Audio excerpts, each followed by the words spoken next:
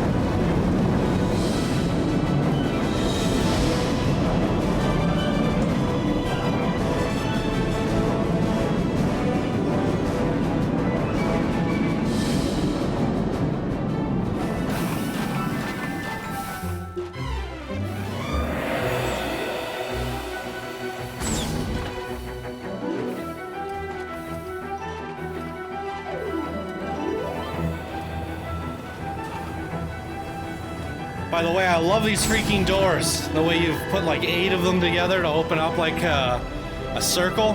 That's amazing. Absolutely amazing. Wowee, what do you even say? This is a breathtaking, monumental creation. Look at that coaster track. So I have been reading your guys' feedback in the comment sections. I see it, and I think, I mean, it depends, because what the comments that you guys are leaving are on the earlier episodes, and I'm obviously working on the later episodes, but I see a lot of people saying, hey, sit at the back of the train, sit at the back of the train, sit at the back of the train. There's a lot of that, and I have sat at the back of the train for a majority of these videos, if not all of them. But the real thing is, it's up to the creator. If the creator requests that we sit in the front, that's like, they worked on this for 2 months. That's their decision, right? You know, calm down about this, where to sit and how to, you know, I know what's best for the channel, but I also know what's best by listening to the creator. So I try to sit at the back of the seat as often as I can whenever I have the opportunity to, whenever the creator doesn't have a preference or we're riding it multiple times. And in this case, they're 4-minute coasters each, and they're extremely long. I think sitting at the back of the seat also has some issues, and I'll show you that here, is that when you're in test mode and it's not opened up to the public, you're gonna run into an issue like this. It's half the screen is taken up. You can do the look forward after sitting to the back, but look how much of that real estate is also gone. So if you really want to see what's going on in the creation, sometimes it is best to sit in the front seat. You're not going to see the dueling elements as well, but I can assure you that they were there, and they were almost neck and neck on this one. So yes, you don't see that as well. In terms of doing an orbit or cinematic on this creation specifically, my computer cannot handle it. If I try to look around when I'm getting 10 FPS, it's going to be a nightmare. And same with cinematic mode. There's just so much going on. So I don't really feel like those are an option. So I feel like we got the best options possible, but we could see that there's dueling all the way up throughout. And you certainly answered the question because I had the question of what happens when somebody does 2 exploration coasters or 2 4,000 meter coasters. And I said with the Race to the Lost City, it was exhausting. It was too much. It beat the fun out of the dueling elements for me. However, you've changed my opinion. As long as both of the experiences are big and unique and explore a vast variety of content, it's extremely fun and super enjoyable. So I absolutely loved it. You've converted me back to loving the idea of dueling exploration coasters. Well, that wasn't, it's not against the rules. It wasn't requested. It wasn't expected. The fact that you pulled this off in 2 months, created this much of Pandora, made it look like Pandora, and included all the things from the movie, even the backstory, is absolutely freaking incredible. So I do think that Beartastic is going to win some sort. I mean, I feel like we need to make a bracket or a bonus prize for the longest, most entertaining dueling coasters. This would definitely take the prize. If we end up doing that. But this has to win in some sort of form. This is like something we've seen from, like I said, like Combat Wombat. This is some legendary creation here. It's, I mean, 200,000 pieces. And it's not just 200,000 pieces like, I just put trees down for 10 hours. Yes, there's a lot of trees, but they're all on different elevation. They're all in different rotations. Half of them are custom because you can't get trees this big unless you build them yourself out of branches and other trees. And then the terraforming and all that, it just comes together as a monumental masterpiece. Even this big tree here, that's all terrain work to make those branches and stuff. It's mind-blowing. Definitely Beartastic's biggest, most epic creation thus far, and he's coming in making a stance saying, I'm coming for that throne. I'm coming to get that legend bracket. This is monumental. So holy moly, just when I thought the competition couldn't get any better, Beartastic comes forward with a legendary creation. So hats off to you, Beartastic. Can't wait to see how your creation stacks up against the rest of them when we do a top 10 overall entire contest video, because this is definitely going for the throne, as I mentioned. Holy moly, Beartastic making statements. Holy moly.